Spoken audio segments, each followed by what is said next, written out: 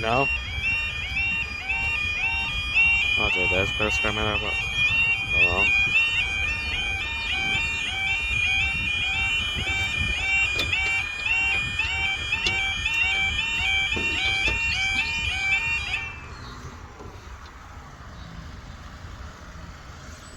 Try it sometime, Jack. Well, You can try it sometime.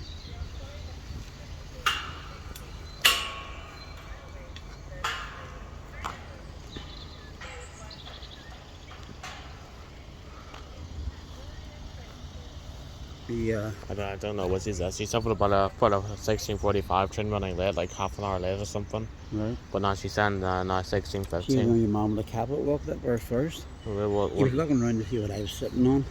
Yeah. Well, now she said that there's a train for Carrick now. That's 6 minutes late. Is that right? Yep. Funny enough, because the trains are by cab when everything is late.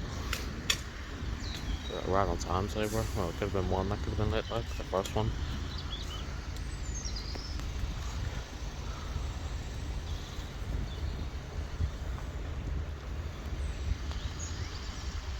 This one here isn't stopping.